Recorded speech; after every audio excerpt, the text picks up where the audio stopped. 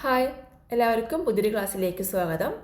ഇന്ന് നമ്മൾ മാത്സിലെ നമ്പേഴ്സ് അഥവാ സംഖ്യകൾ എന്ന ടോപ്പിക്കാണ് ഡിസ്കസ് ചെയ്യാൻ പോകുന്നത്. നിങ്ങൾക്കൊരാൾക്കും അറിയുന്ന പോലെ തന്നെ വളരെ സിമ്പിളായിട്ടുള്ളൊരു ടോപ്പിക്കാണിത്. ഒന്ന് ശ്രദ്ധിച്ച് പഠിച്ചു കഴിഞ്ഞാൽ ഇതിന്ന് വരുന്ന എല്ലാ ക്വസ്റ്റ്യൻസും നിങ്ങൾക്ക് ശരിയായിട്ടുള്ള ഉത്തരം എഴുതാൻ പറ്റും, ഫുൾ മാർക്കും സ്കോർ ചെയ്യാൻ പറ്റും. ഇതിനകത്ത് വരുന്ന മെയിനായിട്ടുള്ള ചോദ്യങ്ങൾ ഏത് രീതിയിലാണെന്ന് നോക്കിക്കഴിഞ്ഞാൽ ബോർഡ് മാസ് ക്വസ്റ്റ്യൻസ് ഇതിനകത്ത് നിന്ന് വരാറുണ്ട്. ബോർഡ് മാസ് വെച്ച് ചെയ്യാവുന്ന ക്വസ്റ്റ്യൻസ്, അതേപോലെ പ്രൈം നമ്പേഴ്സ് അഭാജ്യ സംഖ്യകളെ കുറിച്ചുള്ള ചോദ്യങ്ങൾ വരാറുണ്ട്. പിന്നെ ഗുണിതങ്ങൾ, ഘടകങ്ങൾ, ഒരു വലിയ സംഖ്യ തന്നിട്ട് ഇത് 4ൻ്റെ ഗുണിതമാണോ, അല്ലെങ്കിൽ ഇതിനെ 10 കൊണ്ട് അല്ലെങ്കിൽ 8 കൊണ്ടിന് ശേഷം ഹരിക്കാൻ പറ്റുമോ, അങ്ങനത്തെ ക്വസ്റ്റ്യൻസ് നിങ്ങൾ കണ്ടിട്ടില്ലേ? അതും ഈ ടോപ്പിക്കിനകത്താണ് വരുന്നത്. പിന്നെ പ്രധാനമായിട്ടും മുഖവില, സ്ഥാനവില, ഇത്തരം ചോദ്യങ്ങൾ നിങ്ങൾ കണ്ടിട്ടുണ്ടായിരിക്കും. അതും ഈ ടോപ്പിക്കിനകത്താണ് വരുന്നത്. ഇതൊക്കെയാണ് പ്രധാനമായിട്ടും ഇതിനകത്ത് ചോദിക്കുന്ന ചോദ്യങ്ങൾ. ഓക്കെ, അപ്പോൾ നമുക്ക് ഓരോന്നും ഡീറ്റെയിൽ ആയിട്ട് ഡിസ്കസ് ചെയ്യാം. First, board mass. എനിക്ക് ഉറപ്പുണ്ട് ഈ ഒരു ടേം അല്ലെങ്കിൽ ഈ ഒരു വേർഡ് നിങ്ങൾ എല്ലാവരും കേട്ടിട്ടുണ്ടായിരിക്കും, ബോർഡ് മാസ് എന്നുള്ളൊരു വേർഡ്. അതെന്താണ്? നമുക്ക് ക്രിയകൾ ചെയ്യേണ്ട ക്രമം എന്ന് വെച്ചാൽ ഒരു ക്വസ്റ്റിനകത്ത് തന്നെ കൂട്ടാനും കുറയ്ക്കാനും ഗുണിക്കാനും ഹരിക്കാനും എല്ലാം ഒരുമിച്ച് വന്നു, അല്ലെങ്കിൽ ഒന്നിലധികം ക്രിയകൾ ഒരു ചോദ്യത്തിനകത്ത് തന്നെ വന്നു കഴിഞ്ഞാൽ നമുക്ക് തോന്നിയ പോലെ ചെയ്യാൻ പറ്റില്ല. അത് ചെയ്യാനുള്ളൊരു ക്രമമുണ്ട്. ഫസ്റ്റ് ഇന്നത് ചെയ്യണം, അത് കഴിഞ്ഞിട്ട് ഹരണം ചെയ്യണം, അത് കഴിഞ്ഞിട്ട് ഗുണനം ചെയ്യണം, അങ്ങനെ ഒരു ക്രമം. ആ ഒരു ക്രമം ആണ് ഈ ഒരു ബോർഡ് മാസ് എന്നുള്ള വേർഡ് കൊണ്ട് സൂചിപ്പിക്കുന്നത്. ഇതിൽ ഓരോ അക്ഷരങ്ങളും ഓരോന്നിനെ സൂചിപ്പിക്കുന്നുണ്ട്. നിങ്ങൾക്ക് എല്ലാവർക്കും അറിയുന്നുണ്ടായിരിക്കും, വീണ്ടും ജസ്റ്റ് ഒന്നും കൂടെ പറയാം. ബോർഡ് മാസിലെ ഫസ്റ്റ് ബി എന്താണ്? ബ്രാക്കറ്റാണ്. നമ്മൾ ക്വസ്റ്റ്യനകത്ത് ബ്രാക്കറ്റ് ഉണ്ട് എന്നുണ്ടെങ്കിൽ നമ്മൾ ആദ്യം ആ ബ്രാക്കറ്റിനകത്തുള്ള കാര്യങ്ങൾ വേണം ചെയ്യാൻ. അത് കഴിഞ്ഞിട്ട് ഓർഡർ. നമ്മൾ ക്വസ്റ്റ്യനകത്ത് പവർ അല്ലെങ്കിൽ റൂട്ടൊക്കെ വരുന്നുണ്ട്. ഫോർ എക്സാമ്പിൾ റൂട്ട് 4 അല്ലെങ്കിൽ 5⁸8 അല്ലെങ്കിൽ 6². അങ്ങനെ പവറുള്ള സംഖ്യകൾ അല്ലെങ്കിൽ റൂട്ടുള്ള സംഖ്യകൾ ഉണ്ടെന്നുണ്ടെങ്കിൽ അതാണ് രണ്ടാമത് ചെയ്യേണ്ടത്. ആദ്യം ബ്രാക്കറ്റിനകത്തുള്ളത് ചെയ്യണം. പിന്നെ ഇതേപോലെ റൂട്ട്, പവർ, റൂട്ടൊക്കെ ഉള്ളത് കാര്യങ്ങളുണ്ടെന്നുണ്ടെങ്കിൽ അത് ഓർഡർ, അത് ചെയ്യണം. അത് കഴിഞ്ഞിട്ട് ഡിവിഷൻ ആൻഡ് മൾട്ടിപ്ലിക്കേഷൻ, ഗുണനവും ഹരണം അല്ലെങ്കിൽ ഹരണം ഗുണനം വരുന്നുണ്ടെങ്കിൽ അത് ചോദ്യത്തിൽ തന്ന അതേ ഓർഡറിൽ ചെയ്യണം. ഓക്കെ, ഫസ്റ്റ് ബ്രാക്കറ്റ് ചെയ്യുക, പിന്നെ അത് കഴിഞ്ഞ് റൂട്ടോ അല്ലെങ്കിൽ പവറൊക്കെ വരുന്നുണ്ടെങ്കിൽ അത് ചെയ്യുക. അത് കഴിഞ്ഞിട്ട് ഈ ഡിവിഷനും മൾട്ടിപ്ലിക്കേഷനും ഒരുമിച്ചാണ്. അത് കഴിഞ്ഞ് നിങ്ങൾ ചെക്ക് ചെയ്യേണ്ടത് ഹരണം അല്ലെങ്കിൽ ഗുണനം വരുന്നുണ്ടെങ്കിൽ അത് ക്വസ്റ്റ്യനിലുള്ള അതേ ഓർഡറിൽ ചെയ്യുക. ആദ്യം ഹരണമാണെങ്കിൽ ഹരണം, അല്ലെങ്കിൽ ആദ്യം ഗുണനാണെങ്കിൽ ഗുണനം. ഓക്കെ, അത് കഴിഞ്ഞിട്ട് ഹരണം ഗുണനം ചെയ്യുക, ചോദ്യത്തിലുള്ള അതേ ഓർഡറിൽ അതേ ക്രമത്തിൽ ചെയ്യുക. അത് കഴിഞ്ഞ് ചോദ്യത്തിൽ അഡീഷൻ ആൻഡ് സബ്ട്രാക്ഷൻ, കൂട്ടാനും കുറയ്ക്കാനും വരുന്നുണ്ടെങ്കിൽ അതും ഈ പറഞ്ഞ പോലെ തന്നെ ക്വസ്റ്റ്യനിൽ എഴുതിയിരിക്കുന്ന അതേ ക്രമത്തിൽ ചെയ്യുക. ആദ്യം കൂട്ടലാണെങ്കിൽ കൂട്ടുക, ആദ്യം കുറയ്ക്കലാണെങ്കിൽ കുറയ്ക്കുക, അത് കഴിഞ്ഞിട്ട് കൂട്ടുക, അങ്ങനെ അതേ ഓർഡറിൽ അല്ലെങ്കിൽ അതേ ക്രമത്തിൽ ചെയ്യാം. ഓക്കെ, ഒന്നും കൂടെ പറയാം. ബോർഡ് മാസ് എന്ന് വെച്ചാൽ ഒരു ക്രിയ ചെയ്യാനുള്ള ഒരു ക്രമമാണ്. ഓക്കെ, ഫസ്റ്റ് ബ്രാക്കറ്റ്, നമ്മൾ ചോദ്യത്തിനകത്ത് ബ്രാക്കറ്റ് ഉണ്ട് എന്നുണ്ടെങ്കിൽ നമ്മൾ ആദ്യം ബ്രാക്കറ്റിനകത്തുള്ള കാര്യങ്ങൾ ചെയ്യുക. അത് കഴിഞ്ഞിട്ട് പവറും റൂട്ടൊക്കെ ഉണ്ടെന്നുണ്ടെങ്കിൽ അത് ചെയ്യാം. അത് കഴിഞ്ഞ് ഹരണവും ഗുണനവും ഉണ്ടോ ചെക്ക് ചെയ്യുക. അത് ഉണ്ടെന്നുണ്ടെങ്കിൽ ക്വസ്റ്റ്യനിലുള്ള അതേ ക്രമത്തിൽ ചെയ്യുക. അതിന് ശേഷമാണ് കൂട്ടലും കുറയ്ക്കലും ചെയ്യേണ്ടത്. അതും ഇതേപോലെ തന്നെ ക്വസ്റ്റ്യനിലുള്ള അതേ ക്രമത്തിൽ കൂട്ടുകയും കുറയ്ക്കുകയും ചെയ്യാം. ഓക്കെ, എനിക്കറിയാം മാത്സാണ്, ഇങ്ങനെ എക്സ്പ്ലെയിൻ ചെയ്ത് കഴിഞ്ഞാൽ നിങ്ങൾക്ക് ഡൗട്ട് ഉണ്ടായിരിക്കും. എന്താ ചെയ്യേണ്ടത്? നമ്മൾ ക്വസ്റ്റ്യൻസ് ചെയ്ത് പ്രാക്ടീസ് ചെയ്യണം അല്ലേ? അപ്പോൾ ഇനി അധികം പറയുന്നില്ല, നമുക്ക് ക്വസ്റ്റ്യനിലോട്ട് പോകാം. ഫസ്റ്റ് ക്വസ്റ്റ്യൻ ഇതാണ്. 4 × 3 കൂട്ടണം, പിന്നെ ബ്രാക്കറ്റിനകത്ത് 6 × 1 × 4. ഓക്കെ, ഇതിൽ കൂട്ടലും കുറയ്ക്കലും ഗുണിക്കലും ഒക്കെ വരുന്നുണ്ട്. ഞാൻ നേരത്തെ പറഞ്ഞപ്പോൾ നമുക്ക് തോന്നിയ പോലെ ആദ്യം ഇപ്പോൾ 4 × 3 ചെയ്തു, അത് കൂടെ 6 കൂട്ടി, അങ്ങനെ ചെയ്യരുത്. എന്താണ്, ഇങ്ങനെ ഒരുപാട് ക്രിയകൾ ഒരുമിച്ച് വന്നു കഴിഞ്ഞാൽ എന്ത് വേണം? നമ്മൾ ബോർഡ് മാസ് ഓർഡറിൽ വേണം ചെയ്യാൻ. ഓക്കെ, നമുക്ക് ചെയ്ത് നോക്കാം. അതിന് മുന്നേ ആയിട്ട് ഞാൻ ജസ്റ്റ് ഇവിടെ ബോർഡ് മാസ് ഒന്ന് എഴുതി വയ്ക്കുന്നുണ്ട്. ഓക്കെ, അപ്പോൾ ബി ബ്രാക്കറ്റ്. ഫസ്റ്റ് ബ്രാക്കറ്റ്, ക്വസ്റ്റിനകത്ത് ബ്രാക്കറ്റ് ഉണ്ടോ? ബ്രാക്കറ്റ് ഉണ്ടെങ്കിൽ അതിനകത്തുള്ള കാര്യങ്ങൾ ആദ്യം ചെയ്യണം. യെസ്, ബ്രാക്കറ്റ് ഉണ്ട് അല്ലേ? ഈ 6 × 1 എന്നുള്ളത് ബ്രാക്കറ്റിനകത്താണ് കിടക്കുന്നത്. സോ അത് ആദ്യം ചെയ്യുക. അത് ആദ്യം ചെയ്യുമ്പോൾ ബാക്കിയുള്ള കാര്യങ്ങളൊക്കെ അതേപോലെ തന്നെ എഴുതി വയ്ക്കുക. 4 × 3 കൂട്ടണം, ബ്രാക്കറ്റിനകത്തുള്ളത് ചെയ്ത് കഴിഞ്ഞാൽ 6 × 1 5 അല്ലേ? 5 ഗുണിക്കണം 4. അപ്പോൾ ബി കഴിഞ്ഞു. ഇനി റൂട്ടും പവറൊന്നും ഇതിലില്ല. ഓക്കെ, അത് വിട്ടു. Then division and multiplication. ഇതിനകത്ത് ഹരണോ ഗുണനോ വരുന്നുണ്ടോ? ഉണ്ട്, ഗുണനം വരുന്നുണ്ട് അല്ലേ? അപ്പോൾ അത് ചെയ്യാം. 4 ഗുണിക്കണം 3 12 ചെയ്തു. പിന്നെ കൂട്ടണം അതേപോലെ തന്നെ എഴുതി. 5 ഗുണിക്കണം 4 20. ഓക്കെ, അപ്പോൾ 12 കൂട്ടണം 20 എന്ന് കിട്ടി. ഇനി ആകെ കൂട്ടൽ മാത്രമേ ഉള്ളത്. കൂട്ടി എഴുതുക. 12 20 32 എന്നാണ് ഉത്തരം വരിക. ഓക്കെ, ഇങ്ങനെ ക്വസ്റ്റ്യൻ വന്നു കഴിഞ്ഞാൽ നമ്മൾ ആദ്യം ബോർഡ് മാസ് എന്നുള്ളൊരു ആ ഒരു വേർഡ് എഴുതി വയ്ക്കുക. അതിൽ വരുന്ന ഓർഡർ അനുസരിച്ച് ക്രിയകൾ ചെയ്യാം. ഓക്കെ, അതേപോലെ അടുത്തൊരു ക്വസ്റ്റ്യൻ നോക്കാം. നിങ്ങൾക്ക് നേരത്തെ ചെയ്ത ക്വസ്റ്റ്യൻ മനസ്സിലായെന്നുണ്ടെങ്കിൽ അറിയാം, അത് വീഡിയോ ആണ്. അതൊന്നും കൂടെ നിങ്ങൾ റീപ്ലൈ ചെയ്ത് കാണുക കേട്ടോ. ഇനി ഞാൻ അടുത്ത ക്വസ്റ്റ്യനിലേക്ക് പോവുകയാണ്.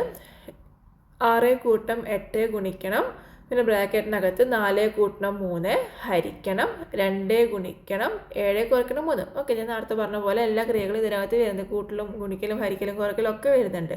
സോ നമ്മൾ എന്ത് വേണം? ബോർഡ് മാസ് ഓർഡർ ഫോളോ ചെയ്യണം. ബോർഡ് മാസ് ഞാൻ ഒന്നും കൂടെ ഇവിടെ എഴുതി വയ്ക്കുന്നുണ്ട്. Board mass, okay, BODMAS. Board mass bracket, first bracket ഉണ്ടോ നോക്കുക. ബ്രാക്കറ്റ് ഉണ്ടെങ്കിൽ അതിനകത്തുള്ള കാര്യങ്ങൾ ചെയ്യുക. ബാക്കിയുള്ളത് അതേപോലെ എഴുതുക. ബാക്കിയുള്ളതെന്ന് പറയുമ്പോൾ 6 കൂട്ടണം 8 ഗുണിക്കണം ബ്രാക്കറ്റിനകത്ത് 4 കൂട്ടണം 3 7 ഹരിക്കണം 2 ഗുണിക്കണം ബ്രാക്കറ്റിനകത്ത് 7 കുറയ്ക്കണം 3 എന്ന് പറയുമ്പോൾ 4. ഇത്രയും വന്നു. 6 കൂട്ടണം 8 ഗുണിക്കണം 7 ഹരിക്കണം 2 ഗുണിക്കണം 4. ഓക്കെ, അപ്പോൾ ബോർഡ് മാസിലെ ബി കഴിഞ്ഞു. ഇനി ഓർഡർ ഇതിലില്ല, പവറും റൂട്ടൊന്നും ഇല്ല. ഓക്കെ, അതില്ല. Then division and multiplication. ഡിവിഷനോ മൾട്ടിപ്ലിക്കേഷനോ ഉണ്ടെങ്കിൽ അതെന്ത് വേണം? ക്വസ്റ്റ്യനിൽ പറഞ്ഞ അതേ ഓർഡറിൽ ചെയ്യണം. ഓക്കെ, ഇവിടെ ഒരു മൾട്ടിപ്ലിക്കേഷൻ ഉണ്ട് അല്ലേ? അപ്പോൾ അത് ആദ്യം ചെയ്യുക. 6 കൂട്ടണം 8 × 7 56 ഹരിക്കണം 2 ഗുണിക്കണം 4. ഇതൊക്കെ നിങ്ങൾക്ക് ഒരു സ്റ്റെപ്പിൽ തന്നെ ചെയ്യാം. പക്ഷേ നിങ്ങൾക്ക് ഒന്നും കൂടെ മനസ്സിലാൻ വേണ്ടിയിട്ട് ഞാൻ അതെല്ലാം വേറെ സ്റ്റെപ്പാക്കി ചെയ്യാം കേട്ടോ. നമ്മളൊന്ന് എക്സ്പെർട്ട് ആയി കഴിഞ്ഞാൽ ഈ ഗുണിക്കലും ഹരിക്കലൊക്കെ നമുക്ക് ഒരു ഒറ്റ അടിക്കാനും ചെയ്യാൻ പറ്റും. പക്ഷെ ഇപ്പോൾ നമ്മൾ പഠിക്കല്ലേ, സോ നമുക്ക് ഓരോന്നും സ്റ്റെപ്പ് ബൈ സ്റ്റെപ്പായിട്ട് നോക്കാം. അപ്പോൾ നമ്മൾ ഒരു മൾട്ടിപ്ലിക്കേഷൻ കഴിഞ്ഞു. അഗെയിൻ ഇനിയും മൾട്ടിപ്ലിക്കേഷൻ ഡിവിഷനൊക്കെ അവിടെ കിടക്കുന്നുണ്ട്. അപ്പോൾ അത് ക്വസ്റ്റ്യനിൽ പറഞ്ഞാൽ അതേ ഓർഡറിൽ ചെയ്യുക. 6 കൂട്ടണം അങ്ങനെ തന്നെ എഴുതി. 56 ഹരിക്കണം 2 അല്ലേ? 56 ഹരിക്കണം 2. 2 കൊണ്ട് ഹരിക്കുക പറഞ്ഞാൽ എന്താണ്? അതിൻ്റെ പകുതി കാണുക, അങ്ങനെയല്ലേ അർത്ഥം? 56ൻ്റെ പകുതി എത്രയാണ്? 50ൻ്റെ പകുതി 25. 6ൻ്റെ പകുതി 3. സോ 56ൻ്റെ പകുതി 25 3 28 × 4 എന്ന് വരും. ഓക്കെ, ഇനി എന്തായാലും ബോർഡ് മാസിൽ ബി കഴിഞ്ഞു. ഇല്ല. ഇനിയിപ്പോൾ നമ്മൾ ഡിവിഷനും മൾട്ടിപ്ലിക്കേഷനും നോക്കിക്കൊണ്ടിരിക്കുക കേട്ടോ. എല്ലാ ഡിവിഷനും മൾട്ടിപ്ലിക്കേഷനും കഴിഞ്ഞിട്ടാണ് പിന്നെ നമ്മൾ അഡീഷണൽ സബ്ട്രാക്ഷൻ ചെയ്യാൻ പറ്റുള്ളൂ. ഇവിടെ ഒരു മൾട്ടിപ്ലിക്കേഷനും കൂടെ വന്നിട്ടുണ്ട്. അപ്പോൾ അതും കൂടെ ചെയ്യണേ. 6 കൂട്ടണം 28 ഗുണിക്കണം 4. 8 4 32ക്ക് 2 ബാക്കി 3 24 8 8 3 11. 6 കൂട്ടണം 112 എന്ന് കിട്ടും. 112 6 118 ആൻസർ വരിക. ഓക്കെ, ഒന്നുമില്ല. ആ ഓർഡറിൽ ഓരോന്നായിട്ട് തെറ്റാതെ ചെയ്യുക, അത്ര തന്നെ. നമുക്ക് കൂടാനും കുറയ്ക്കാനും ഗുണിക്കാനും ഒക്കെ അറിയാം അല്ലേ? പക്ഷെ എന്ത് വേണം? ആ ഓർഡർ തെറ്റാതെ സ്റ്റെപ്പ് ബൈ സ്റ്റെപ്പായിട്ട് ചെയ്ത് ഫൈനൽ ആൻസറിലേക്ക് എത്തുക. അത് അത്രയേ ഉള്ളൂ ടാസ്ക്. ഓക്കെ, ഈ ബോർഡ് മാസ് ക്വസ്റ്റ്യൻസ് നമുക്ക് അറിയാത്ത കുഴപ്പമൊന്നുമില്ല. പക്ഷെ എന്താണ്, ചിലപ്പോൾ ഇടയിൽ തെറ്റിപ്പോവും. ഒരുമിച്ച് ചിലപ്പോൾ ചെയ്യാൻ നോക്കുമ്പോൾ ഗുണിക്കലും ഹരിക്കലൊക്കെ ചിലപ്പോൾ അങ്ങോട്ടും ഇങ്ങോട്ടൊക്കെ മാറിപ്പോവും. അതാണ് പ്രശ്നം. അപ്പോൾ നിങ്ങൾ എന്ത് ചെയ്യുക? ശ്രദ്ധിച്ച് ചെയ്യുക. നമുക്ക് അറിയുന്ന കൂട്ടലും കുറയ്ക്കലും ഒക്കെ തന്നെയാണ്. ശ്രദ്ധിച്ച് ആ ഓർഡർ അല്ലെങ്കിൽ ആ ഒരു ക്രമം ഫോളോ ചെയ്ത് ചെയ്യാം. ഓക്കെ, ഇനി അടുത്ത ക്വസ്റ്റ്യനിലേക്ക് പോകാം. ഇത് ബോർഡ് മാസ് രീതിയിൽ ചെയ്യേണ്ട ഒരു ചോദ്യമാണ്. നിങ്ങൾ ചെയ്ത് നോക്കട്ടെ. ഞാൻ ഫൈനൽ ആൻസർ മാത്രം പറയാം. നിങ്ങൾ ചെയ്ത് നോക്കുക, സ്റ്റെപ്പൊക്കെ ചെയ്യുക. എന്നിട്ട് ഈ ഒരു ഫൈനൽ ആൻസർ കിട്ടുന്നുണ്ടോ എന്ന് ചെക്ക് ചെയ്യുക. കിട്ടുന്നില്ലെങ്കിൽ നിങ്ങൾക്ക് നമ്മുടെ ടീച്ചേഴ്സുമായിട്ട് ഡിസ്കസ് ചെയ്യാവുന്നതാണ്. ഓക്കെ, ഇതിൻ്റെ ഫൈനൽ ആൻസർ 22 ആണ് വരിക. 7 കൂട്ടണം പിന്നെ ബ്രാക്കറ്റിനകത്ത് 15 ഹരിക്കണം 3 അഗൈൻ ബ്രാക്കറ്റിനകത്ത് 21 ഹരിക്കണം 7. ഇത് ചെയ്ത് കഴിയുമ്പോൾ ഉത്തരം 22 ആണ് വേണ്ടത്. നിങ്ങൾ ചെയ്ത് നോക്കുക. ആൻസർ കിട്ടുന്നില്ലെങ്കിൽ ഞങ്ങളുടെ ടീച്ചേഴ്സിനെ കണക്ട് ചെയ്യാവുന്നതാണ്. ഓക്കെ, ഇവിടെ ചെറിയൊരു ഡിഫറൻസ് വരുന്നത്, ഇവിടെ 2 ബ്രാക്കറ്റ് കണ്ടോ, 2 ബ്രാക്കറ്റിനകത്ത് ഞാൻ ചിഹ്നം ഒന്നും കൊടുത്തിട്ടില്ല. അങ്ങനെ പറഞ്ഞു കഴിഞ്ഞാൽ ഇപ്പോൾ 2 ബ്രാക്കറ്റ് ചിഹ്നം കൊടുക്കാതെ ഇങ്ങനെ എഴുതി കഴിഞ്ഞാൽ അർത്ഥം അതിനിടയിൽ ഒരു മൾട്ടിപ്ലിക്കേഷൻ ഉണ്ട് എന്നാണ് കേട്ടോ. ഓക്കെ, അത് മാത്രമാണ് ഇവിടെ ചെറിയൊരു ഡൗട്ട് വരാൻ ചാൻസ് ഉള്ളൂ. എന്നുവെച്ചാൽ ഈ ക്വസ്റ്റ്യൻ എങ്ങനെയായി മാറി, 7 കൂട്ടണം 15 ഹരിക്കണം 3 ഇൻറ്റു 21 ഹരിക്കണം 7. 2 ബ്രാക്കറ്റിനകത്ത് 2 ബ്രാക്കറ്റിന് ഇടയിൽ ചിഹ്നം ഒന്നും കൊടുത്തില്ല എന്നുണ്ടെങ്കിൽ അവിടെ ഒരു മൾട്ടിപ്ലിക്കേഷൻ ഉണ്ട്, ഒരു ഗുണനചിഹ്നം ഉണ്ട് എന്നുള്ളത് മനസ്സിലാക്കുക. ഓക്കെ, അത് മാത്രമേ ഉള്ളൂ ഒരു ഡൗട്ട് വരാൻ ചാൻസ് ഉള്ള ഒരു ഏരിയ. ബാക്കിയുള്ളത് നമ്മൾ നേരത്തെ ചെയ്ത പോലെ തന്നെയാണ്, ആ ഒരു ഓർഡർ ഫോളോ ചെയ്ത് നിങ്ങൾക്ക് ചെയ്യാവുന്നതാണ്. എനിവേ ഫൈനൽ ആൻസർ നമുക്ക് 22 ആണ് കിട്ടുക. നിങ്ങൾക്ക് ആൻസർ കിട്ടിയില്ല എന്നുണ്ടെങ്കിൽ നമ്മളെ കണക്ട് ചെയ്യാവുന്നതാണ്. നമ്മളത് എന്ത് ഡൗട്ട് ഉണ്ടെങ്കിലും ചോദിക്കുക കേട്ടോ, എന്ത് കുഞ്ഞു ഡൗട്ടാണെങ്കിലും കുഴപ്പമില്ല. ഇതിപ്പോൾ ചെറിയ ഡൗട്ടല്ലേ ചോദിച്ചാൽ എന്താ കരുതുക, നമ്മൾ ടീച്ചേഴ്സ് അല്ലേ, ഇത് ചോദിച്ചാൽ നാണക്കേടല്ലേ, അങ്ങനെയൊന്നും ഇല്ല കേട്ടോ. എന്ത് കുഞ്ഞു ഡൗട്ടുണ്ടെങ്കിലും നിങ്ങൾക്ക് ചോദിക്കാം. നമ്മുടെ ലക്ഷ്യം എന്താണ്, കേട്ടിട്ട് പാസ്സാവുക എന്നുള്ളതാണ്. അതിനിടയിൽ നിങ്ങൾ ഒരു മടിയും ആണൊന്നും വിചാരിക്കേണ്ട ആവശ്യമില്ല. സംശയങ്ങൾ ചോദിക്കുക, ക്ലിയർ ചെയ്തിട്ട് മുന്നോട്ട് പോവുക. ഓക്കെ, അപ്പോൾ ഇതിൻ്റെ ആൻസർ 22 ആണ്. അതേപോലെ നമ്മൾ ഇത് തൊട്ട് പോലെ ചെയ്തൊരു ക്വസ്റ്റ്യൻ ഇല്ലേ, അതേ സെയിം പാറ്റേണിലുള്ള ക്വസ്റ്റ്യനാണ്. നമ്പേഴ്സ് മാത്രമേ മാറിയിട്ടുള്ളൂ, ചിഹ്നങ്ങളൊന്നും മാറിയിട്ടില്ല. ഇത് നിങ്ങൾ ചെയ്ത് നോക്കുക. ഓക്കെ, ഇപ്പോൾ തന്നെ വീഡിയോ പോസ്റ്റ് ചെയ്തോളൂ, ചെയ്തിട്ട് ആൻസർ കണ്ടുപിടിക്കുക. ഇത് നമുക്ക് കിട്ടുന്ന ആൻസർ 36. ഓക്കെ, ഇതിൻ്റെ ആൻസർ 36 വരിക. എല്ലാ ക്വസ്റ്റ്യനും കൂടി ചെയ്യാൻ നിന്ന് കഴിഞ്ഞാൽ വീഡിയോ ലെങ്ത് ഒരുപാടാവും, നിങ്ങൾക്കും ബോറടിക്കും. അതുകൊണ്ടാണ് ഞാൻ 2 ക്വസ്റ്റ്യൻ മാത്രം ചെയ്തിട്ട് ബാക്കിയുള്ളത് നിങ്ങൾക്ക് ചെയ്യാൻ തരുന്നത് പറഞ്ഞാൽ എല്ലാ കാര്യങ്ങളും നമ്മൾ ഫസ്റ്റ് 2 ക്വസ്റ്റ്യൻ തന്നെ എക്സ്പ്ലെയിൻ ചെയ്തിട്ടുണ്ട്. ജസ്റ്റ് നമ്പേഴ്സ് മാത്രം ചേഞ്ച് ആയെന്നേ ഉള്ളൂ, നിങ്ങൾക്ക് ചെയ്യാം, സിമ്പിളാണ്. ഇതും അതേപോലെ ഒരു പ്രീവിയസ് ക്വസ്റ്റ്യൻ ആണ്, ബോർഡ് മാസ് ഭാഗത്ത് നിന്ന് വന്നിട്ടുള്ളൊരു ക്വസ്റ്റ്യൻ ആണ്. ഇതിൻ്റെ ആൻസർ ഓപ്ഷനിലില്ല, അന്ന് ഡിലീറ്റ് ആക്കിയ ക്വസ്റ്റ്യൻ ആയിരുന്നു കേട്ടോ ഇത്. ഇതിൻ്റെ ആൻസർ 32 വരിക. എൻ്റെ ഒരു ഓർമ്മയിൽ 32 ഇതിൻ്റെ ആൻസർ എന്ന് വന്നിട്ടുണ്ടായിരുന്നു. ആ സമയത്ത് കേട്ടിട്ട് ഈ ഒരു ക്വസ്റ്റ്യൻ ഡിലീറ്റ് ആക്കിയിട്ടുണ്ടായിരുന്നു, കാരണം ഓപ്ഷനിൽ ആൻസർ ഇല്ലാത്തതുകൊണ്ട്. എനിവേ നിങ്ങൾ ചെയ്ത് നോക്കുക, ഉത്തരം 32 കിട്ടുന്നുണ്ടോ എന്ന് ചെക്ക് ചെയ്യാം. ഓക്കെ, അപ്പോൾ നമ്മൾ ബോർഡ് മാസ് എന്ന ടോപ്പിക്ക് അവസാനിപ്പിച്ചിട്ടുണ്ട്. ഒന്നുമില്ല, അതൊരു ക്രമമാണ്, നമ്മൾ ക്രിയകൾ ചെയ്യേണ്ട ക്രമമാണ്. ആ ക്രമം പഠിച്ച് വയ്ക്കുക, പിന്നെ ശ്രദ്ധിച്ച് തെറ്റാതെ ചെയ്യുക കേട്ടോ. ഒരൊറ്റയടിക്ക് നമ്മൾ എക്സ്പേർട്ടാണെന്ന് കരുതി ഒരു സ്റ്റെപ്പിൽ തന്നെ എല്ലാം കൂടെ ചെയ്യാൻ ശ്രമിച്ച് കൊളാക്കരുത്. അറിയെങ്കിൽ പോലും ഈ കൂട്ടാനും കുറയ്ക്കാനും കുടിക്കാനും ഹരിക്കാനൊക്കെ എല്ലാവർക്കും അറിയാം അല്ലേ. അറിയെങ്കിൽ പോലും ശ്രദ്ധിച്ച് സ്റ്റെപ്പ് ബൈ സ്റ്റെപ്പായിട്ട് ചെയ്ത് ഫൈനൽ ആൻസറിലേക്ക് എത്തുക. ആ ഒരു ക്രമം ഫോളോ ചെയ്യുക. പിന്നെ നമ്മൾ ചെറിയ ക്ലാസ്സിലൊക്കെ പഠിച്ചിട്ടുണ്ടായിരിക്കും, ആദ്യം ഡിവിഷൻ പിന്നെ ബോർഡ് മാസ് എന്ന് പറയുമ്പോൾ ആദ്യം ഡിവിഷൻ പിന്നെ മൾട്ടിപ്ലിക്കേഷൻ പിന്നെ അഡിഷൻ പിന്നെ സബ്ട്രാക്ഷൻ അങ്ങനെ പഠിച്ചിട്ടുണ്ടായിരിക്കുക. പക്ഷേ ഒരു ചെറിയൊരു ചേഞ്ച് ഉണ്ട്. എന്താണ്, ആദ്യം ബ്രാക്കറ്റ് ചെയ്യുക, പിന്നെ ഓർഡർ റൂട്ടോ പവറോ ഒക്കെ ഉണ്ടെങ്കിൽ അത് ചെയ്യുക, പിന്നെ ഹരണോ ഗുണനോ വരുന്നുണ്ടെങ്കിൽ അത് ക്വസ്റ്റ്യൻ തന്ന അതേ ക്രമത്തിൽ ചെയ്യാം. ആ ചെറിയൊരു ചേഞ്ച് നമ്മൾ ചെറിയ ക്ലാസ്സിൽ പഠിച്ച പോലെ അല്ല, DM എന്നുള്ള അതേ ഓർഡറിലല്ല. എന്താണ്, ഹരണോ ഗുണനോ വരുന്നുണ്ട് എന്നുണ്ടെങ്കിൽ അത് രണ്ടും അത് ആ ചോദ്യത്തിലുള്ള അതേ ഓർഡറിൽ ചെയ്യുക. അത് കഴിഞ്ഞിട്ട് കൂട്ടിലോ കുറയ്ക്കലോ വരുന്നുണ്ടോ നോക്കുക, വരുന്നുണ്ടെങ്കിൽ അതും ആ ക്വസ്റ്റ്യനിലുള്ള അതേ ഓർഡറിൽ ചെയ്യുക. അങ്ങനെ ചെറിയൊരു മാറ്റമുണ്ട്, ബാക്കിയുള്ളതൊക്കെ സെയിം ആണ്. ഓക്കെ, ഇനി ആ ടോപ്പിക്ക് കഴിഞ്ഞു, നമുക്ക് അടുത്ത ടോപ്പിക്കിലേക്ക് പോവാം. ഈയിടെ ആയിട്ട് അല്ലെങ്കിൽ കുറച്ച് കാലങ്ങളായിട്ട് കേട്ടിട്ടിൽ നിങ്ങൾ ഇത്തരം ക്വസ്റ്റ്യൻസ് ശ്രദ്ധിച്ചിട്ടുണ്ടായിരിക്കും. എന്താണ്, റോമൻ നമ്പേഴ്സിനെ കുറിച്ചുള്ള ക്വസ്റ്റ്യൻസ്. റോമൻ നമ്പേഴ്സ് നമുക്കറിയാം, സ്കൂളുകളിൽ ഇപ്പോൾ ക്ലാസ്സുകളിലായാലും 1, 2, 3, 10 വരെയുള്ള ക്ലാസ്സുകളിൽ നമ്മൾ റോമൻ നമ്പേഴ്സ് വെച്ച് സൂചിപ്പിക്കാറുണ്ട്. അതേപോലെ റോമൻ നമ്പറിൻ്റെ ഭാഗത്ത് നിന്ന് ഇപ്പോൾ കേട്ടിട്ടിന് കുറേ എല്ലാ കേട്ടിട്ടിലും 1, 2 ക്വസ്റ്റ്യൻസ് ചോദിച്ച് കാണാറുണ്ട്, ഒരു ക്വസ്റ്റ്യൻ ചോദിച്ച് കാണാറുണ്ട്. അപ്പോൾ നമ്മൾ അത് പഠിക്കണം. എങ്ങനെയാണ് ഒരു റോമൻ നമ്പർ വെച്ചിട്ട് ഓരോ സംഖ്യകളെയും എങ്ങനെയാണ് സൂചിപ്പിക്കുന്നത് എന്നുള്ളത് പഠിക്കണം. ഓക്കെ, ഇപ്പോൾ 1 മുതൽ 10 വരെയൊക്കെ റോമൻ നമ്പർ വെച്ച് നമുക്ക് കാണാപ്പാടെ അറിയാം.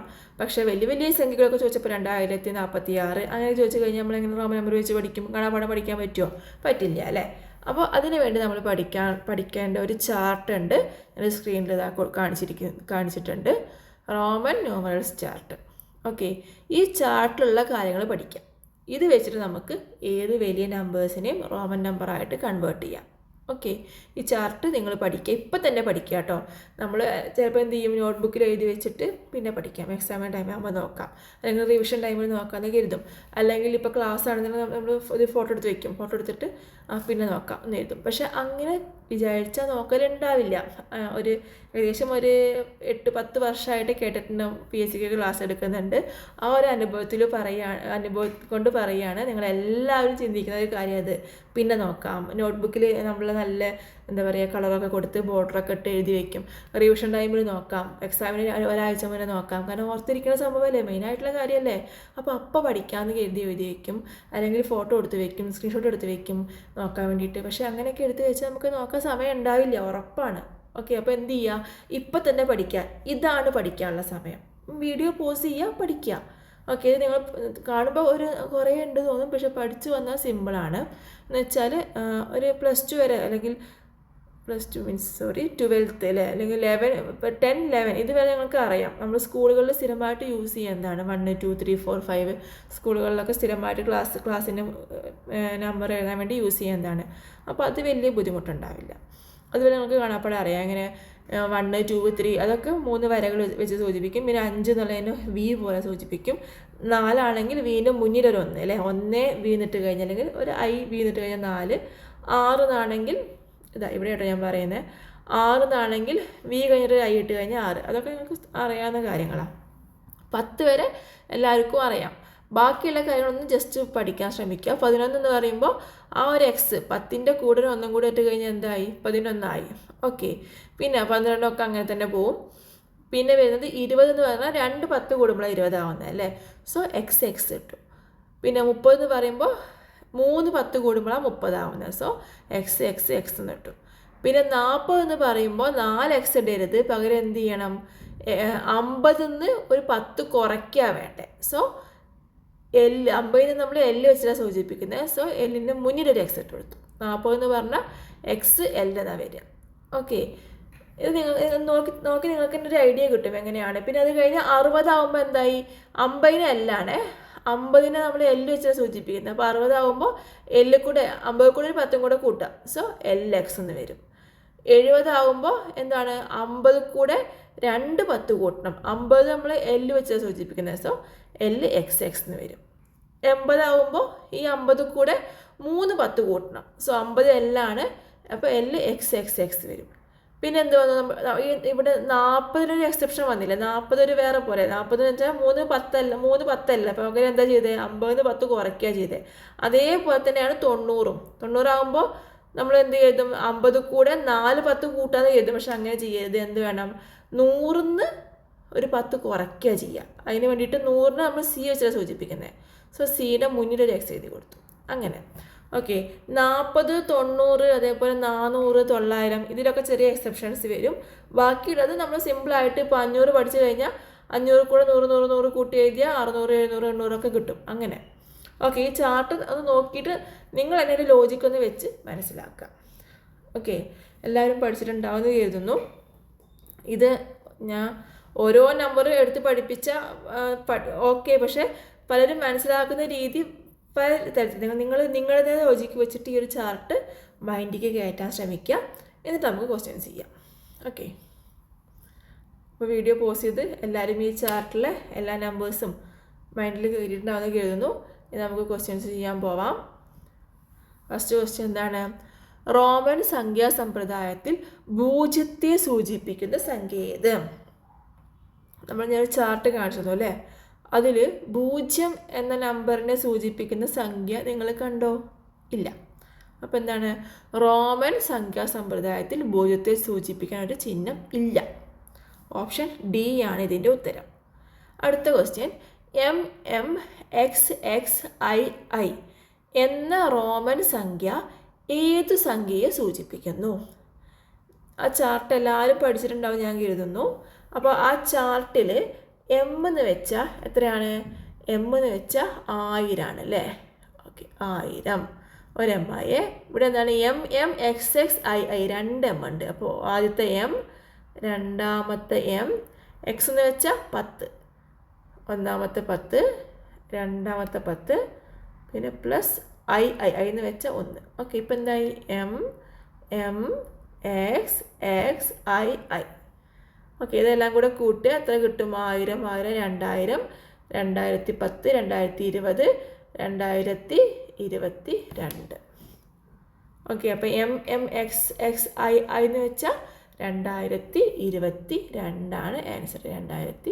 2022 റോമൻ സംഖ്യാ സമ്പ്രദായത്തിൽ 2022 MMXXII എന്നുള്ള റോമൻ സംഖ്യ വെച്ച് സൂചിപ്പിക്കുന്നത്. അടുത്ത ക്വസ്റ്റ്യൻ, MMXXVI ഇത് ഏത് സംഖ്യയാണ്? നമുക്കറിയാം M എന്ന് വെച്ചാൽ 1000, പിന്നെ അഗെയിൻ M 1000, X എന്ന് പറയുമ്പോൾ 10 10, V എന്ന് പറയുമ്പോൾ 5, അത് കഴിഞ്ഞിട്ട് I എന്ന് പറയുമ്പോൾ 1. ഓക്കെ, അപ്പോൾ M 1000, 1 മിനിറ്റ്. ഓക്കെ, പിന്നെ വന്നിട്ട് M 1000, അഗെയിൻ M അടുത്ത 1000, X എന്ന് പറഞ്ഞു കഴിഞ്ഞാൽ 10, അഗെയിൻ 10, V എന്ന് പറഞ്ഞു കഴിഞ്ഞാൽ 5, I എന്ന് പറഞ്ഞു കഴിഞ്ഞാൽ 1 അല്ലേ? ഇങ്ങനെ വരുന്നത്.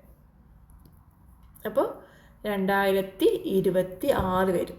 MMXXVI എന്ന് പറഞ്ഞാൽ 2026. ഓക്കെ, അടുത്ത ക്വസ്റ്റ്യനിലേക്ക് പോവാം. റോമൻ നമ്പർ വെച്ചിട്ട് 348 എങ്ങനെ എഴുതാം എന്നാണ് ചോദ്യം. 348, അപ്പോൾ 300 പ്ലസ് 40 പ്ലസ് 8 ഈ രീതിയിൽ നമുക്കതിനൊന്ന് ഡിവൈഡ് ആക്കാം. 300 നമ്മൾ എങ്ങനെ സൂചിപ്പിക്കും? 300 എന്ന് പറഞ്ഞാൽ 100 എന്ന് പറഞ്ഞാൽ C ആണ് അല്ലേ? അപ്പോൾ 300 എന്ന് പറയുമ്പോൾ 3C. 40 ഞാൻ പറഞ്ഞു, 40 എന്ന് പറഞ്ഞാൽ 50 ഒന്ന് കുറയ്ക്കാൻ വേണ്ട. അപ്പോൾ 50 L ആണ്. 50 ഒന്ന് കുറയ്ക്കുക പറയുമ്പോൾ ആ എല്ലിൻ്റെ മുന്നിൽ 10 കൊടുക്കുക, അപ്പോൾ XL. പിന്നെ 8 നമുക്കറിയാം, VIII 5 6 7 8. ഓക്കെ, അപ്പോൾ ഇങ്ങനെയാണ് റോമൻ സംഖ്യാ സമ്പ്രദായം വെച്ചിട്ട് 348 നമ്മൾ എഴുതുന്നത്. ഓക്കെ, ആ ഒരു ചാർട്ട് പഠിക്കുക, അത്രയേ ഉള്ളൂ. വേറെ ഇതിൽ വലിയ കൂട്ടലും കുറയ്ക്കലും അങ്ങനെ ക്രിയകളും കാര്യങ്ങളൊന്നും ഇല്ല. അപ്പോൾ അടുത്ത ക്വസ്റ്റ്യൻ, 1993 റോമൻ നമ്പർ വെച്ചിട്ട് എങ്ങനെ എഴുതുക എന്നുള്ളതാണ്. വീഡിയോ പോസ് ചെയ്യുക. നിങ്ങളെല്ലാവരും ചാർട്ട് പഠിച്ചു അല്ലേ? അപ്പോൾ അത് വെച്ചിട്ട് ഇതൊന്ന് എഴുതി നോക്കുക. ഇത് കഴിയുമ്പോൾ ആൻസർ വരിക. ഓക്കെ, വീഡിയോ പോസ്റ്റ് നിങ്ങൾ ചെയ്തിട്ടുണ്ടാവുമെന്ന് കരുതുന്നു. ചെയ്തതിന് ശേഷം മാത്രം ആൻസർ കാണുക. ആൻസർ വരുന്നത് MCMXCII. ഇങ്ങനെയാണ് 1993 റോമൻ നമ്പർ വെച്ചിട്ട് എഴുതുന്നത്. MCMXCII. ഓക്കെ, നിങ്ങളുടെ ആൻസർ ഒന്ന് ചെക്ക് ചെയ്യുക കേട്ടോ. നെക്സ്റ്റ്, വൺ മോർ ക്വസ്റ്റ്യൻ ഞാനിവിടെ എഴുതാം.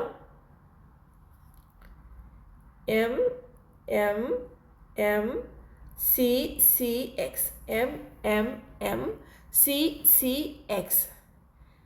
ഈ റോമൻ നമ്പർ ഏത് സംഖ്യയെ സൂചിപ്പിക്കുന്നു? നിങ്ങൾക്കുള്ള ക്വസ്റ്റ്യനാണ്. നിങ്ങൾ കണ്ടുപിടിക്കുക. ആൻസർ എല്ലാവരും വീഡിയോ പോസ്റ്റ് ചെയ്തിട്ടുണ്ടാവുന്ന കരുതുന്നു. വീഡിയോ പോസ്റ്റ് ചെയ്യുക, ആൻസർ കണ്ടുപിടിക്കുക. ഓക്കെ, ഞാൻ ആൻസർ പറയുകയാണ്. നിങ്ങൾക്ക് നിങ്ങളുടെ ആൻസർ ചെക്ക് ചെയ്യാം. ഇത് 3210 ആണ്. 3210. ഓക്കെ, അപ്പോൾ അത്രയേ ഉള്ളൂ. അപ്പോൾ നമ്മൾ ബോർഡ് മാസ് കവർ ചെയ്തു, അതേപോലെ റോമൻ നമ്പേഴ്സ് കവർ ചെയ്തു. ഇനി അടുത്തത് വരുന്നത് അഭാജ്യ സംഖ്യകൾ, പ്രൈം നമ്പേഴ്സ്. എപ്പോഴും ഈ ഒരു ഭാഗത്ത് നിന്ന് ക്വസ്റ്റ്യൻസ് ചോദിച്ച് കാണാറുണ്ട്.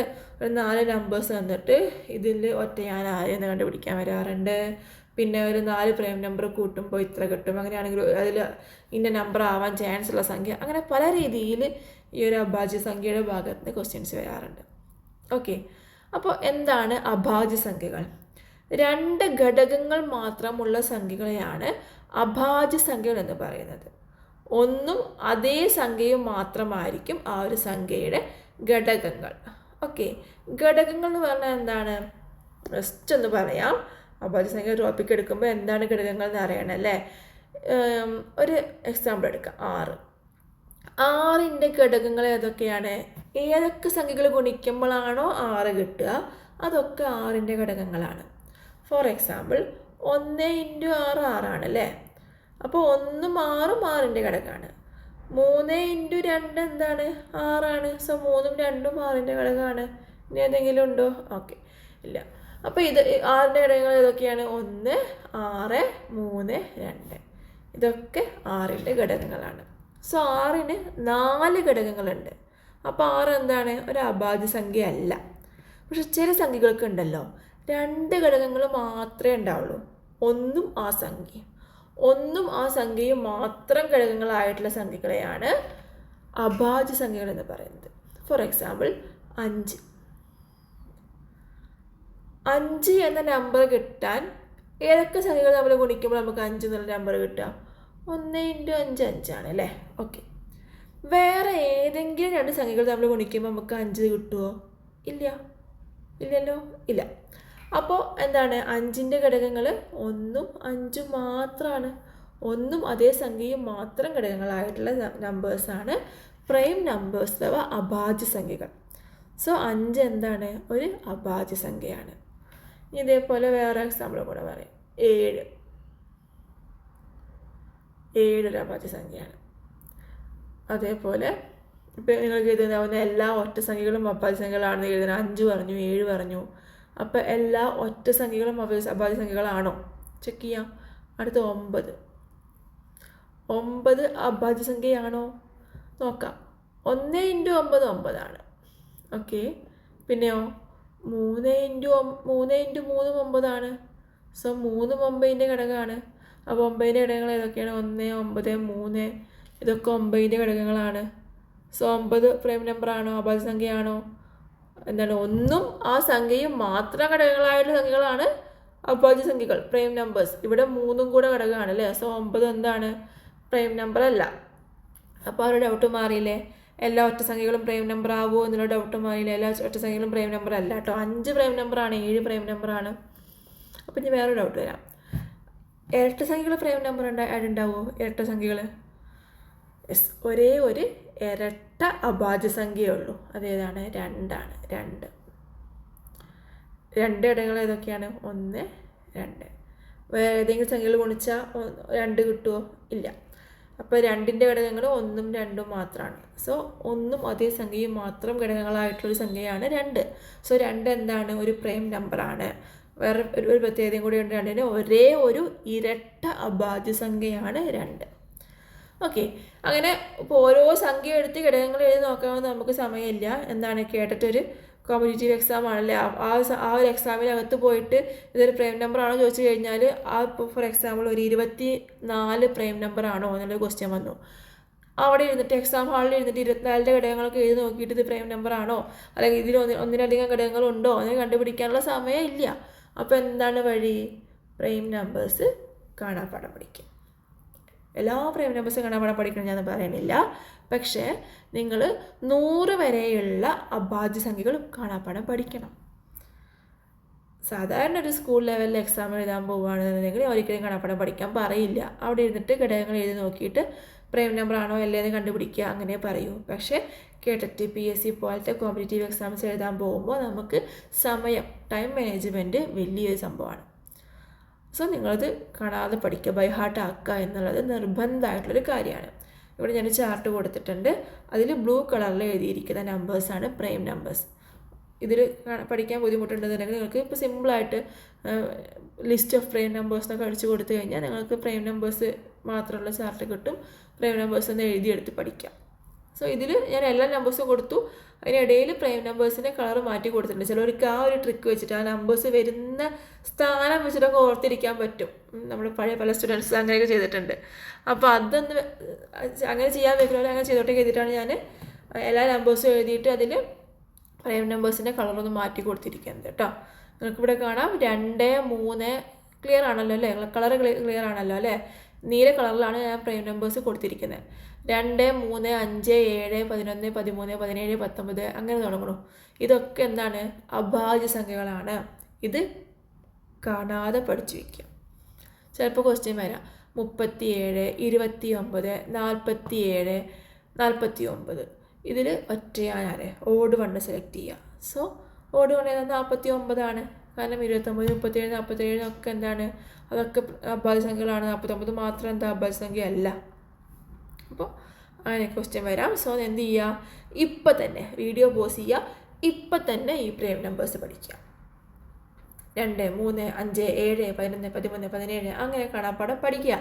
ഇനി ഇപ്പോൾ ഫോട്ടോ എടുത്ത് വയ്ക്കുക അല്ലെങ്കിൽ എഴുതി വയ്ക്കുക. പിന്നെ പഠിക്കാൻ സമയമില്ല കേട്ടോ. ഇപ്പം തന്നെ പഠിച്ചോ. ഇപ്പം തന്നെ വീഡിയോ പോസ് ചെയ്യുക. ഇപ്പം തന്നെ പഠിക്കുക. ഓക്കെ. അപ്പോൾ ആ ടോപ്പിക്ക് കഴിഞ്ഞു. ഇതൊക്കെ വെച്ചിട്ടുള്ള ക്വസ്റ്റ്യൻസ് നമുക്ക് വരും ദിവസങ്ങളിലും പ്രീവിയസ് ക്വസ്റ്റ്യൻസ് ചെയ്യുന്ന സമയത്തും അതേപോലെ മോഡൽ എക്സാമിന് സമയത്തൊക്കെ ചെയ്യാം കേട്ടോ. പ്രൈം നമ്പേഴ്സിൽ ഇന്ന് മിക്കവാറും അങ്ങനെ ഓഡ് വണ്ണ് അല്ലെങ്കിൽ തന്നിരിക്കുന്നതിൽ ഒരു അഭാജ്യ സംഖ്യ ഏത് അങ്ങനത്തെ ഒക്കെ സിമ്പിളായിട്ടുള്ള ക്വസ്റ്റ്യൻസേ കണ്ടിട്ടുള്ളൂ. ക്രിയേറ്റ് ചെയ്യാനുള്ള തരത്തിലുള്ള അധികം ക്വസ്റ്റ്യൻസ് കണ്ടിട്ടില്ല. ഇനി നമുക്ക് അടുത്ത ടോപ്പിക്കിലേക്ക് പോകാം. നെക്സ്റ്റ് ടോപ്പിക്ക് വരുന്നത് LCM, ലസാഗു. ഓക്കെ, എന്താണ് LCM? ഇതിന് മുന്നേ ഒരു എക്സ്ക്യൂസ് പറഞ്ഞോട്ടെ. നമ്മൾ ഫോണിലും അതേപോലെ ലാപ്ടോപ്പിലൊക്കെ ടൈപ്പ് ചെയ്യാൻ എന്താണ്, ചിലപ്പോൾ മലയാളം ടൈപ്പ് ചെയ്യുമ്പോൾ ചില അക്ഷരങ്ങളിൽ ചെറിയ മാറ്റങ്ങൾ ഉണ്ടായിരിക്കും, ചെറിയ സ്പെല്ലിംഗ് മിസ്റ്റേക്ക് ഉണ്ടായിരിക്കും. നിങ്ങളതൊന്ന് മനസ്സിലാക്കിയിട്ട് തിരുത്തി വായിക്കാനാട്ടോ. കാരണം നമ്മൾ പൊതുവേ ടൈപ്പിങ്ങിന് ഇംഗ്ലീഷ് യൂസ് ചെയ്ത് വരുന്ന സമയത്ത് മലയാളം വരുന്ന സമയത്തുള്ള ചെറിയ വ്യത്യാസങ്ങൾ ഉണ്ടായിരിക്കും കേട്ടോ. അതൊന്ന് ശ്രദ്ധിച്ച് എന്തെങ്കിലും മിസ്റ്റേക്സ് ഉണ്ടെങ്കിൽ അതൊന്ന് തിരുത്തി വായിക്കുക. ഇനി നെക്സ്റ്റ് ടോപ്പിക് ലസാഗു, ലീസ്റ്റ് കോമൺ മൾട്ടിപ്പിൾ. രണ്ട് സംഖ്യകളുടെ പൊതുഗുണിതങ്ങളിൽ ഏറ്റവും ചെറുതിനെ അതിൻ്റെ ലസാഗു എന്ന് പറയുന്നു. ഇത് അതിൻ്റെ എന്നാണ് കേട്ടോ, അതിൻ്റെ ലസാഗു എന്ന് പറയുന്നു. എന്താണ്? രണ്ട് സംഖ്യകളുടെ പൊതുഗുണിതങ്ങളിൽ ഏറ്റവും ചെറുതിനെ അതിൻ്റെ ലസാഗു എന്ന് പറയുന്നു. ഗുണിതങ്ങൾ. ഓക്കെ, പൊതുഗുണിതങ്ങൾ എന്താണെന്ന് അറിയുന്നുണ്ടെങ്കിൽ ഗുണിതങ്ങൾ എന്താണെന്ന് അറിയണം. നമ്മൾ നേരത്തെ അഭാജ്യ സംഖ്യ പറഞ്ഞപ്പോൾ ഘടകങ്ങൾ പറഞ്ഞു. എന്നുവെച്ചാൽ ഏത് രണ്ട് സംഖ്യകൾ ഗുണിക്കുമ്പോഴാണോ ആ സംഖ്യ കിട്ടുന്നത് അതാണ് അതിൻ്റെ ഘടകങ്ങൾ. ഗുണിതങ്ങൾ എന്താണ്? അതിൻ്റെ മൾട്ടിപ്പിൾസ്, മീൻസ് മൂന്നിൻ്റെ ഗുണിതങ്ങളാണ്. 1 3 3, അതേപോലെ 2 3 6, 3 9, 4 3 12. അങ്ങനെ ആ ഒരു ടേബിളിലെ ഗുണപട്ടികയിൽ വരുന്ന ഉത്തരങ്ങൾ, അല്ലെ 3ൻ്റെ ഗുണപട്ടികയിൽ വരുന്ന ആ ഉത്തരങ്ങൾ, ആ ഗുണിതങ്ങൾ, അതാണ് അല്ലെങ്കിൽ മൾട്ടിപ്പിൾസ്, അതാണ് ഗുണിതങ്ങൾ. അങ്ങനെ രണ്ട് നമ്പേഴ്സ് എടുക്കുകയാണെന്നുണ്ടെങ്കിൽ അതിൻ്റെ ഗുണിതങ്ങളിൽ പൊതുവായി വരുന്ന ഏറ്റവും ചെറിയ ഗുണിതം. ഓക്കെ, ഫോർ എക്സാമ്പിൾ ഇപ്പോൾ ഞാൻ 3ൻ്റെ ഗുണിതങ്ങൾ എഴുതി, ഇനി 4ൻ്റെ ഗുണിതങ്ങൾ എഴുതാൻ പോവുകയാണ്. 4ൻ്റെ ഗുണിതങ്ങൾ ഇതൊക്കെയാണ്. 1 4 4, 2 4 8, 3 4 12, 4 4 16, അങ്ങനെ പോകും. അപ്പോൾ 3 4 എടുത്തു. ഇതിൽ പൊതുവായിട്ട് വരുന്നത് ഏതാണ്? 12 വരുന്നുണ്ട്. ഓക്കെ, ഏറ്റവും ചെറുത് ഗുണിതങ്ങളിൽ ഏറ്റവും പൊതുവായി വരുന്ന പൊതുഗുണിതങ്ങളിൽ ഏറ്റവും ചെറുത്. മീൻസ് ഇതിങ്ങനെ കണ്ടിന്യൂ ചെയ്ത് കഴിഞ്ഞാൽ ഇനിയും ചിലപ്പോൾ സെയിം ആയിട്ട് ഗുണിതങ്ങൾ വന്നിരിക്കാം, പക്ഷേ ഏറ്റവും ചെറുത് അപ്പോൾ 12. രണ്ട് സംഖ്യകളുടെ പൊതുഗുണിതങ്ങളിൽ ഏറ്റവും ചെറുതിനെയാണ് അതിൻ്റെ ലസാഗു എന്ന് പറയുന്നത്. ഇത് തിയറിയാണ്. ഇത് നിങ്ങൾക്ക് എവിടെയും യൂസ് ചെയ്യേണ്ട ആവശ്യം വരില്ല, പക്ഷേ ജസ്റ്റ് ഒന്ന് അറിഞ്ഞിരിക്കുക എന്താണ് ലസാഗു എന്ന് അറിഞ്ഞിരിക്കുക. ഇപ്പം ഞാൻ ചെയ്ത മെത്തേഡിൽ ലസാഗു കണ്ടുപിടിക്കേണ്ട ആവശ്യമൊന്നും കേട്ടിട്ടുണ്ട് എവിടെയും വരില്ല. അതിന് വേറെ എളുപ്പവഴികളുണ്ട്. എനിവേ എന്താണ് ലസാഗു എന്നൊന്ന് അറിഞ്ഞിരിക്കുക കേട്ടോ. ഞാൻ പറഞ്ഞു ലസാഗു ആ ഒരു രീതിയിൽ കണ്ടുപിടിക്കേണ്ട ആവശ്യം വരില്ല എന്ന് പറഞ്ഞു. അപ്പോൾ നിങ്ങൾ എന്ത് ചെയ്യുക? അപ്പോൾ എന്താണ് എളുപ്പവഴി എന്നും കൂടെ പറയണമല്ലോ അല്ലേ? ഞാൻ പറയാം. എളുപ്പവഴി പറയുന്നതിൻ്റെ മുന്നേ LCM എവിടെ യൂസ് ചെയ്യുക? LCM ഡയറക്റ്റ്, ഇപ്പോൾ ലസാഗു കാണാമെന്ന് പറഞ്ഞ് വരുന്ന ഡയറക്റ്റ് ക്വസ്റ്റ്യൻസൊക്കെ വളരെ ചുരുക്കമാണ്. അത്തരം ക്വസ്റ്റ്യൻസ് കാണാറില്ല, ഡയറക്റ്റ് ക്വസ്റ്റ്യൻസ് ഒന്നും വരാറില്ല. പക്ഷേ ഭിന്നസംഖ്യ ചെയ്യുമ്പോൾ ഒക്കെ നമുക്ക് ഭിന്നസംഖ്യയുടെ കൂട്ടലും കുറയ്ക്കലൊക്കെ ചെയ്യുമ്പോൾ LCM മെത്തേഡൊക്കെ നിങ്ങൾ കേട്ടിട്ടുണ്ടായിരിക്കും. പിന്നെ അതേപോലെ വേറെ പല ക്വസ്റ്റ്യനകത്തും നമുക്ക് ഈ LCM കാണേണ്ട ആവശ്യം വരാറുണ്ട്. അങ്ങനെയാണ് അതിന് വേണ്ടിയിട്ട് നമ്മൾ LCM പഠിക്കുന്നത് കേട്ടോ. അപ്പോൾ ഞാൻ നേരത്തെ പറഞ്ഞു, ആ ഒരു നമ്മൾ നേരത്തെ എഴുതിയ രീതിയിൽ ഗുണിതങ്ങളൊക്കെ എഴുതിയിട്ട് ഏറ്റവും പൊതുവായിട്ട് വരുന്ന ചെറിയ ഗുണിതം കണ്ടുപിടിക്കുക, അങ്ങനെ ആ ഒരു രീതിയിൽ ചെയ്യേണ്ട ആവശ്യമില്ല. അതിനേക്കാൾ എളുപ്പ വഴിയുണ്ട്. ഫോർ എക്സാമ്പിൾ നമ്മൾ രണ്ട് സംഖ്യകൾ എടുത്തു, 6 6 3. 6ൻ്റെയും 3ൻ്റെയും LCM കാണാൻ പറഞ്ഞു. എങ്ങനെയാണ് കാണുക? എല്ലാം എഴുതി നോക്കേണ്ട ആവശ്യമൊന്നുമില്ല. ഇതിൽ ഏറ്റവും വലിയ സംഖ്യ ഏതാണ്? 6 ആണ് അല്ലേ? ഈ 6നെ 3 കൊണ്ട് നിശേഷം ഹരിക്കാൻ പറ്റുമോ?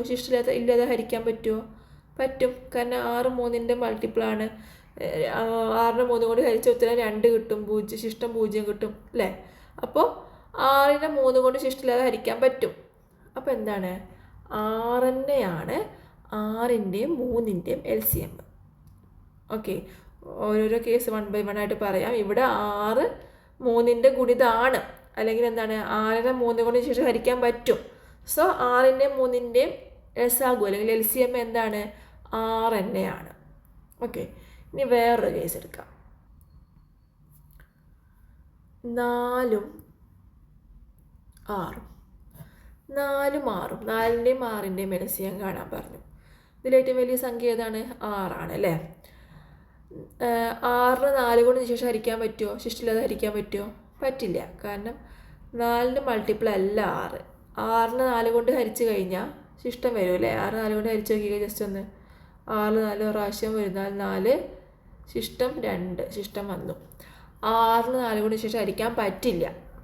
അപ്പോൾ 6 4 എടുത്തു കഴിഞ്ഞാൽ 6നെ 4 കൊണ്ട് ശേഷം ഹരിക്കാൻ പറ്റില്ല. സോ 6 അല്ല ഇതിൻ്റെ LCM. നമ്മൾ നേരത്തെ 6 3 എടുത്തപ്പോൾ എന്തായിരുന്നു? ആ 6നെ 3 കൊണ്ട് ശിഷ്ടമില്ലാതെ ഹരിക്കാം, ശേഷം ഹരിക്കാം. സോ 6 തന്നെയാണ് LCM ഞാൻ പറഞ്ഞു. ഇവിടെ 6 4 എടുത്തു അല്ലേ. 6 4 എടുത്തപ്പോൾ ഏറ്റവും വലിയ സംഖ്യ 6 പക്ഷെ ആ 6ന് 4 കൊണ്ട് ശേഷം ഹരിക്കാൻ പറ്റില്ല. അപ്പോൾ 6 അല്ല LCM. അപ്പോൾ എന്ത് ചെയ്യണം? ഈ ഏറ്റവും വലിയ സംഖ്യയുടെ അടുത്ത ഗുണിതം, 1 6 2 12.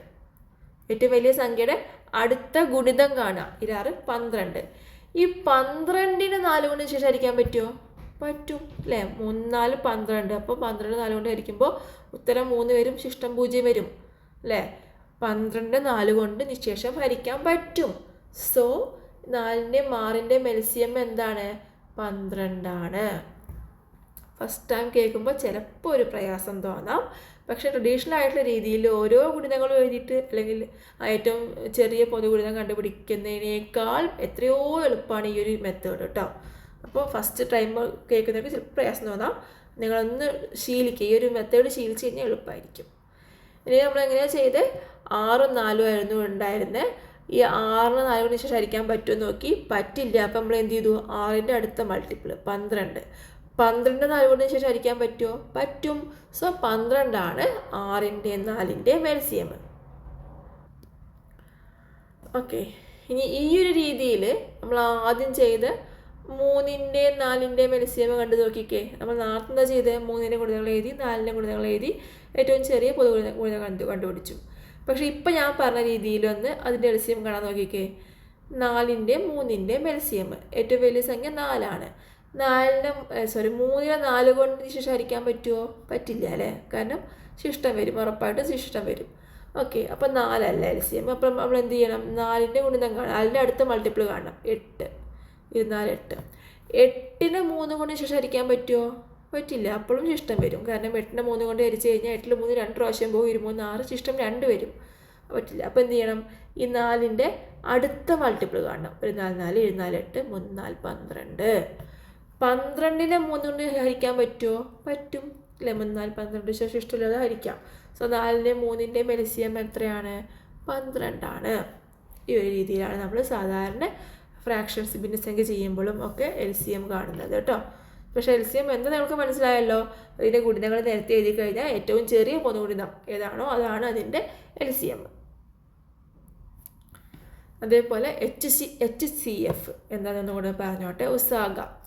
2 സംഖ്യകളുടെ പൊതു ഘടകങ്ങളിൽ ഏറ്റവും വലുതിനെയാണ് അതിൻ്റെ ഉസാഗ എന്ന് പറയുന്നത്. നമ്മൾ എന്താണ് ഘടകങ്ങൾ എന്ന് പറഞ്ഞു അല്ലേ. ഒരു സംഖ്യയുടെ ഘടകങ്ങൾ എന്ന് പറഞ്ഞാൽ ഏത് സംഖ്യകൾ ഗുണിക്കുമ്പോഴാണോ ആ സംഖ്യ കിട്ടുന്നത് അതൊക്കെ അതിൻ്റെ ഘടകങ്ങളാണ്. ഫോർ എക്സാമ്പിൾ 6ൻ്റെ ഘടകമാണ് 3 2 6. കാരണം 3 2 6. അപ്പം 3 2 6ൻ്റെ ഘടകമാണ്. പിന്നെ 6 6ൻ്റെ ഘടകം, 1 6ൻ്റെ ഘടകമാണ്. അങ്ങനെ ഏതൊക്കെ സംഖ്യകൾ തമ്മിൽ ഗുണിക്കുമ്പോഴാണോ ആ ഒരു സംഖ്യ കിട്ടുന്നത് അതൊക്കെ അതിൻ്റെ ഘടകങ്ങളായിട്ട് വരും. സോ 2 സംഖ്യകളുടെ പൊതു ഘടകങ്ങളിൽ ഏറ്റവും വലുതാണ് അവയുടെ ഉസാഗ. ജസ്റ്റ് എന്താ LCM പറഞ്ഞപ്പോൾ ഞാൻ ഉസാഗ എന്നു കൂടെ ഒന്ന് ആഡ് ചെയ്തതാണ്. അതൊന്ന് പഠിച്ചു വയ്ക്കുക. LCM HCF ഒന്ന് ഞാൻ ഇവിടെ നിന്ന് സൂചിപ്പിച്ചിട്ടുണ്ട്. ഇനി വരും വേറെ ടോപ്പിക്കൊക്കെ എടുക്കുമ്പോൾ അതിനിടയിൽ നമുക്ക് ഇതൊക്കെ ആവശ്യം വരും. അന്നേരം നമുക്ക് ഇതിനെക്കുറിച്ചുള്ള ക്രിയകളൊക്കെ ഡീറ്റെയിൽ ആയിട്ട് ചെയ്യാം. ഓക്കെ. എനിവേ ഈ ഒരു പോയിന്റ് വേറൊരു പോയിന്റും കൂടെ ഞാൻ ആഡ് ചെയ്യുന്നുണ്ട്. ഇതൊന്ന് മനസ്സിലാക്കി വയ്ക്കുക. 2 സംഖ്യകളുടെ ഗുണനഫലവും അവയുടെ ലസാഗുവിൻ്റെയും ഉസാഗയുടെയും ഗുണനഫലവും തുല്യമായിരിക്കും. ഇത് വളരെ ഇമ്പോർട്ടൻ്റ് ആയിട്ടുള്ളൊരു പോയിൻ്റ് ആട്ടോ. പല ക്വസ്റ്റ്യൻ ചെയ്യുമ്പോൾ നമുക്ക് അതിനകത്ത് ഈ ഒരു പോയിന്റ് യൂസ് ചെയ്യാനും അത് വെച്ചിട്ട് ഫൈനൽ ആൻസറിലേക്ക് എത്താനും പറ്റും. അപ്പോൾ നിങ്ങൾ ആ ഒരു പോയിന്റ് ഒന്ന് ഓർത്ത് വയ്ക്കുക. 2 സംഖ്യകളുടെ ഗുണനഫലവും അവയുടെ ലസാഗുവിൻ്റെയും ഉസാഗയുടെയും ഗുണനഫലവും തുല്യമായിരിക്കും, ഈക്വൽ ആയിരിക്കും. 2 സംഖ്യയുടെ ഗുണനഫലവും അവയുടെ HCFൻ്റെയും LCMൻ്റെയും ഗുണനഫലവും തുല്യമായിരിക്കും. ആ ഒരു പോയിന്റ് നോട്ട് ചെയ്ത് വയ്ക്കുമ്പോൾ തന്നെ പഠിച്ചു വയ്ക്കാം. ഓക്കെ, അത്രയേ ഉള്ളൂ. ഇനി നമുക്ക് അടുത്ത ഒരു ടോപ്പിക്ക്, ഗുണിതങ്ങൾ. എപ്പോഴും ചോദ്യങ്ങൾ വരുന്ന ടോപ്പിക്കാണിത്. നിങ്ങൾ കണ്ടിട്ടുണ്ടായിരിക്കും. ഒരു വലിയ നമ്പർ തന്നു. ഫോർ എക്സാമ്പിൾ 4, 6, 8, 3, 12, 1, 2, 8 വലിയ നമ്പറാണ്. 4, 3, 8, 6, 1, 2, 8 വലിയൊരു നമ്പറാണ്. ഇത് 8ൻ്റെ ഗുണിതമാണോ ചോദിക്കും. അല്ലെങ്കിൽ ഇതിനെ 5 കൊണ്ട് ഹരിക്കുമ്പോൾ ശിഷ്ടം 0 വരുമോ എന്നൊക്കെ ചോദിക്കും. അല്ലെങ്കിൽ 5 കൊണ്ട് ശിഷ്ടം ഹരിക്കാൻ പറ്റുമോ അങ്ങനെ ചോദിച്ചു കഴിഞ്ഞാൽ അതിന് നമുക്ക് 5 കൊണ്ട് ആ നമ്പറിനെ 5 കൊണ്ട് ഹരിക്കാൻ പറ്റുമോ, സമയമുണ്ടോ, സമയമില്ല. അപ്പോൾ ഓരോ നമ്പർ കണ്ടാൽ തന്നെ നമുക്ക് പറയാൻ പറ്റും ഇത് 5ൻ്റെ ഗുണിതമാണോ ഇത് 2ൻ്റെ ഗുണിതമാണോ നമുക്ക് പറയാൻ പറ്റും. അതിന് ചില എളുപ്പ വഴികളുണ്ട്. ആ എളുപ്പ വഴികളാണ് നമ്മളിപ്പോൾ പഠിക്കാൻ പോകുന്നത്. ഓക്കെ, ഫസ്റ്റ് വൺ, 2ൻ്റെ ഗുണിതമാണോ എന്ന് കണ്ടുപിടിക്കാനുള്ള എളുപ്പവഴി നമുക്ക് എല്ലാവർക്കും അറിയുന്നുണ്ടായിരിക്കും. എന്താണ്?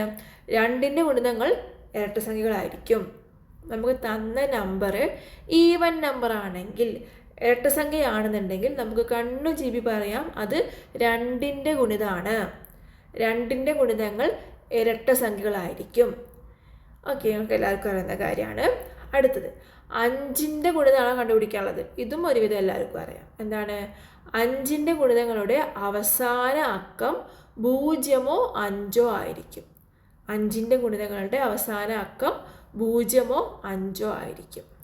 ഓക്കെ, ഇത് രണ്ടും എല്ലാവർക്കും അറിയാം. ഇനി അങ്ങോട്ടുള്ള ചിലപ്പോൾ നിങ്ങൾക്ക് അറിയാൻ ചാൻസ് ഉണ്ടാവില്ല. പഠിക്കുക കേട്ടോ, ഇപ്പം തന്നെ പഠിക്കുക. എഴുതി വെച്ചിട്ട് പിന്നെ പഠിക്കുന്ന ഒരു സമ്പ്രദായം നമുക്ക് വേണ്ട. നമുക്ക് ഇപ്പം തന്നെ വീഡിയോയുടെ കൂടെ തന്നെ പഠിച്ചു പോകാം. പിന്നെ പഠിക്കാൻ നമുക്ക് സമയം കിട്ടില്ല. ഓക്കെ, ഇനി ഒരു നമ്പർ തന്നു, അത് 3ൻ്റെ ഗുണിതമാണെന്ന് കണ്ടുപിടിക്കുക. എളുപ്പവഴി എന്താണ്? അതിൻ്റെ അക്കത്തുക 3ൻ്റെ ഗുണിതമായിരിക്കും.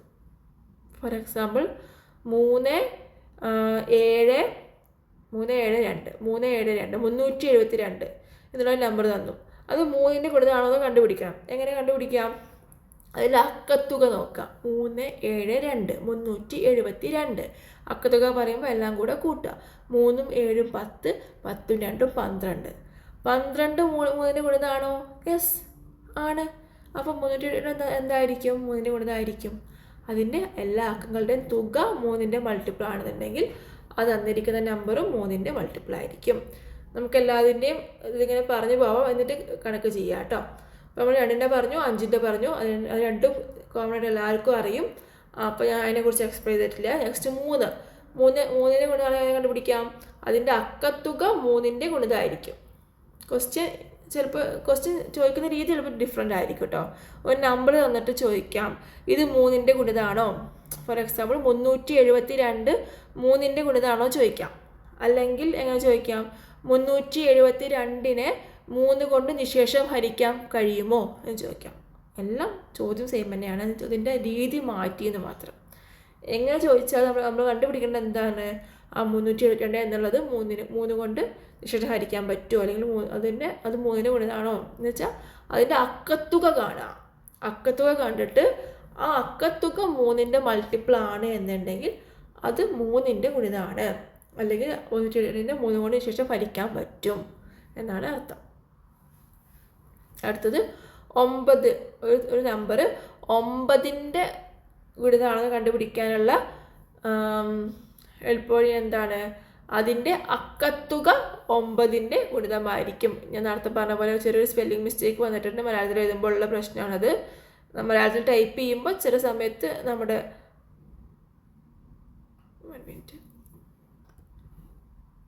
കീബോർഡിൽ വരുന്ന മിസ്റ്റേക്കാണ്. അതുകൊണ്ടാണ് ഇത് അക്കത്തുക എന്നാണ് കേട്ടോ. അപ്പോൾ ഒരു നമ്പർ തന്നിട്ട് അത് 9ൻ്റെ ഗുണിതമാണെന്ന് കണ്ടുപിടിക്കാൻ പറഞ്ഞാൽ എന്താ ചെയ്യുക? അതിൻ്റെ അക്കത്തുക കാണുക. അക്കത്തുക 9ൻ്റെ ഗുണിതമാണെന്നുണ്ടെങ്കിൽ ആ ഒരു വലിയ നമ്പറും 9ൻ്റെ ഗുണിതമായിരിക്കും. ഓക്കെ, അപ്പോൾ അക്കത്തുക 9ൻ്റെ ഗുണിതമാണെന്നുണ്ടെങ്കിൽ അത് 9ൻ്റെ തന്നിരിക്കുന്ന വലിയ നമ്പറും 9ൻ്റെ മൾട്ടിപ്പിൾ ആയിരിക്കും. ഇനി ഒരു നമ്പർ തന്നു, അത് 4ൻ്റെ ഗുണിതമാണെന്ന് കണ്ടുപിടിക്കാനുള്ള എളുപ്പവഴി എന്താണ്? അവസാനത്തെ 2 അക്കങ്ങൾ ചേർന്നുണ്ടാകുന്ന സംഖ്യ 4ൻ്റെ ഗുണിതമായിരിക്കും. അല്ലെങ്കിൽ അവസാന 2 പൂജ്യങ്ങൾ വരാം. ഈ 2 രീതിയിൽ വന്നു കഴിഞ്ഞാലും അതെന്താണ്? 4ൻ്റെ ഗുണിതമായിരിക്കും. എന്താണ്? അവസാനത്തെ 2 അക്കങ്ങൾ ചേർന്നുണ്ടാകുന്ന സംഖ്യ 4ൻ്റെ ഗുണിതമാണെന്നുണ്ടെങ്കിൽ ആ ഒരു വലിയ നമ്പർ 4ൻ്റെ ഗുണിതമായിരിക്കും.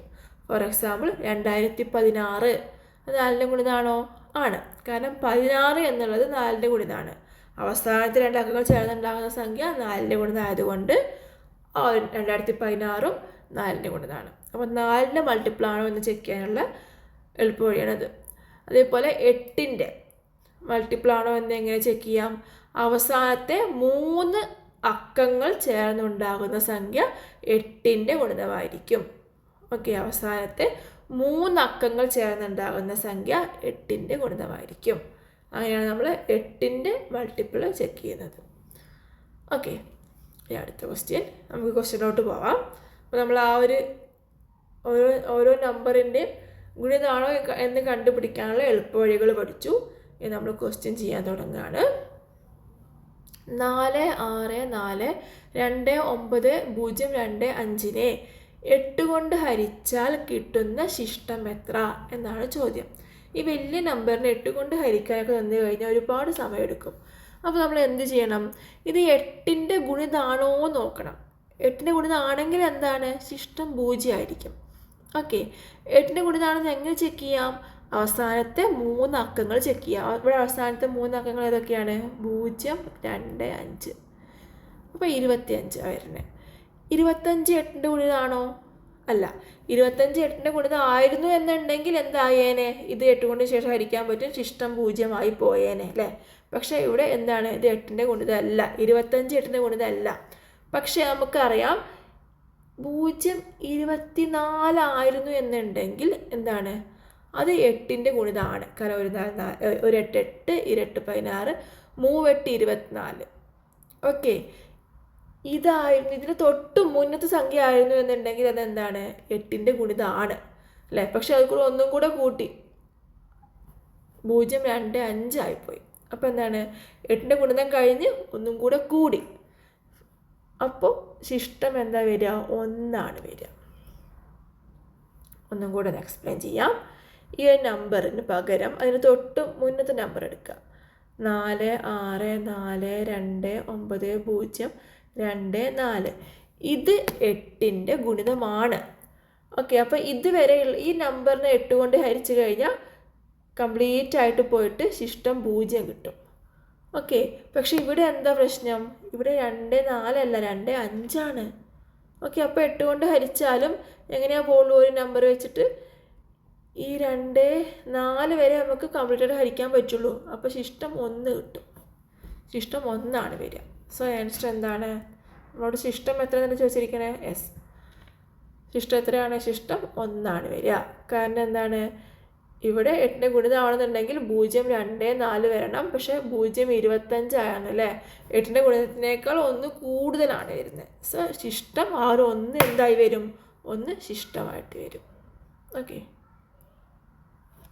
ഈ രീതിയിലാണ് ഇതിനകത്ത് ഈ ടോപ്പിക്കിനകത്ത് നിന്ന് ക്വസ്റ്റ്യൻ വരുന്നത്. മീൻസ് ഈ ഗുണിതങ്ങൾ എന്നുള്ള ടോപ്പിക്കിനകത്ത് നിന്ന് ക്വസ്റ്റ്യൻ വരുന്നത്. അല്ലാതെ ഒരിക്കലും നേരിട്ടിട്ട് ഇത് 8ൻ്റെ ഗുണിതമാണോ 10ൻ്റെ ഗുണിതമാണോ വളരെ ചോദിക്കാനുള്ള ക്വസ്റ്റ്യൻസ് വളരെ റെയറായിട്ട് ചോദിക്കാനുള്ളൂ.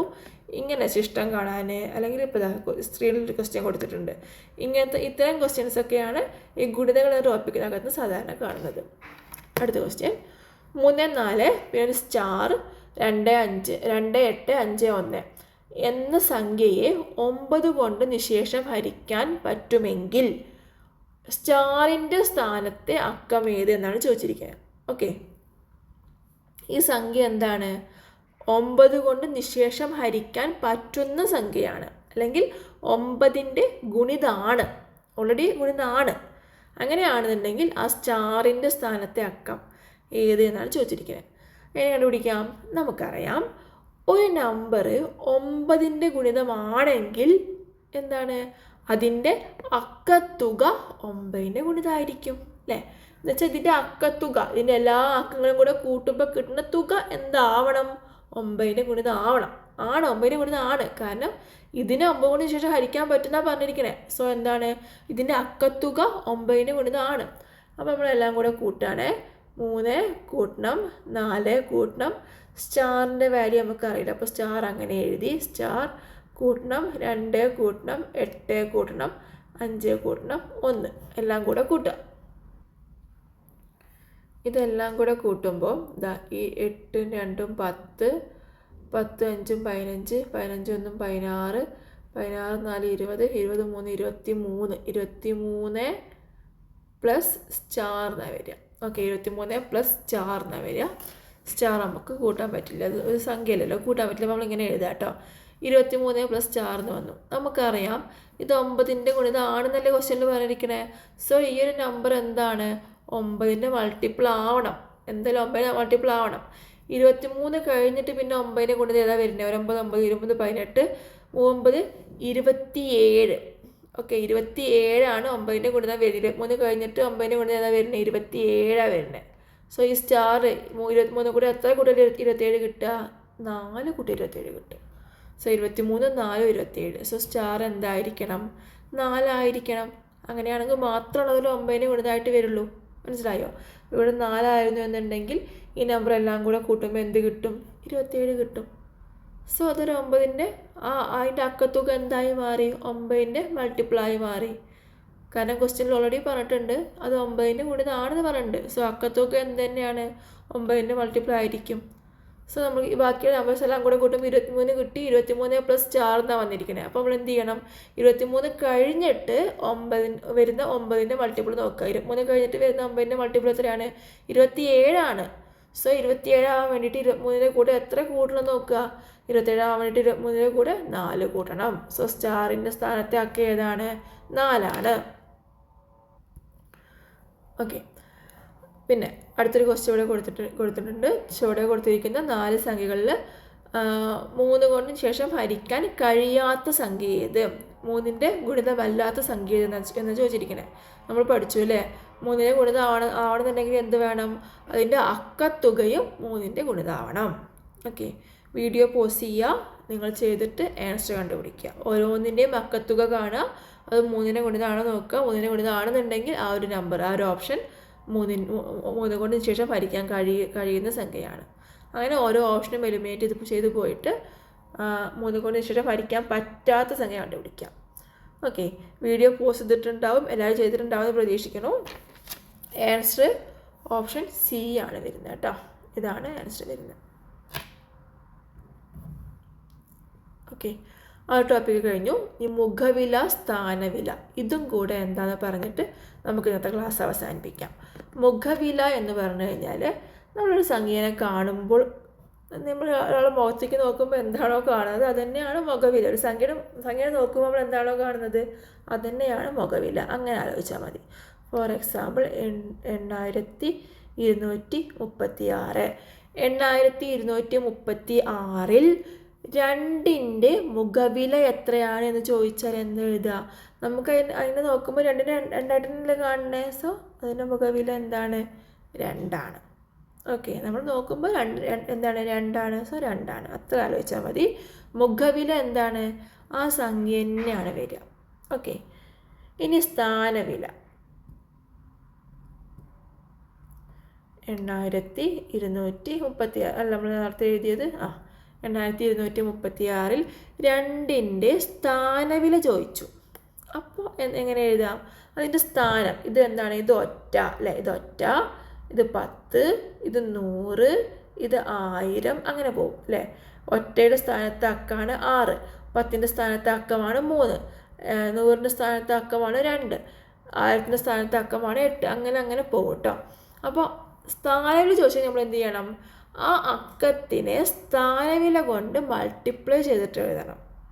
ഓക്കെ, അതായത് 8236 2ൻ്റെ സ്ഥാനവില എത്രയും ചോദിച്ചു കഴിഞ്ഞാൽ 2 ഏത് സ്ഥാനത്താണ് കിടക്കണേ? 100ൻ്റെ സ്ഥാനത്താണ് കിടക്കണേ അല്ലേ? സോ 2 × 100 200. 2ൻ്റെ സ്ഥാനവില എത്രയാണ്? 200. ഇതാണ് മുഖവിലയും സ്ഥാനവിലയും തമ്മിലുള്ള വ്യത്യാസം. മുഖവില ചോദിച്ചു കഴിഞ്ഞാൽ ആ നമ്പർ അതേപോലെ തന്നെ എഴുതി വെച്ചാൽ മതി. സ്ഥാനവില ചോദിച്ചു കഴിഞ്ഞാൽ നമ്മൾ അതിനെ ആ സ്ഥാനം കൊണ്ട് മൾട്ടിപ്ലൈ ചെയ്തിട്ട് വേണം എഴുതാൻ. ഓക്കെ, സിമ്പിളല്ലേ? ഓക്കെ, അപ്പോൾ ഇന്ന് നമ്മൾ ഈ ടോപ്പിക്കിനകത്തു നിന്നുള്ള എല്ലാ തരത്തിലുള്ള ക്വസ്റ്റ്യൻസും അല്ലെങ്കിൽ എല്ലാ സബ് ടോപ്പിക്സും കവർ ചെയ്തിട്ടുണ്ട്. ഇനി നമ്മൾ ചെയ്യേണ്ടത് എന്താണ്? പ്രാക്ടീസ് ചെയ്യുക. ഈ ടോപ്പിക്കിൽ നിന്ന് വന്നിട്ടുള്ള പ്രീവിയസ് ക്വസ്റ്റ്യൻസ് എടുത്ത് ചെയ്ത് നോക്കുക, കുറേ മോഡൽ ക്വസ്റ്റ്യൻസ് ചെയ്ത് നോക്കുക. ഇത് നമ്മൾ ചെയ്യാനുള്ളതാണ്. ഓക്കെ, അപ്പോൾ നിങ്ങളെല്ലാവരും ഇന്നത്തെ എല്ലാ ക്വസ്റ്റ്യൻസും പഠിച്ചിട്ടുണ്ടാവുമെന്ന് കരുതുന്നു. ഒന്നും കൂടെ ക്വസ്റ്റ്യൻ മാത്രം മാറ്റി എഴുതിയിട്ട് നിങ്ങൾക്ക് തനിയെ ഉത്തരം കണ്ടെത്താൻ പറ്റുന്നുണ്ടോ എന്ന് നോക്കുക. അതിനകത്ത് എന്തെങ്കിലും സംശയം വരുന്നുണ്ട് എന്നുണ്ടെങ്കിൽ നിങ്ങൾക്ക് ഞങ്ങൾ ടീച്ചേഴ്സിനെ കണക്ട് ചെയ്യാവുന്നതാണ്. ഓക്കെ, അപ്പോൾ അത്രയേ ഉള്ളൂ ഇന്നത്തെ ക്ലാസ്. അടുത്ത ടോപ്പിക്കുമായിട്ട് അടുത്ത ക്ലാസ്സിൽ വരാം. Okay, by.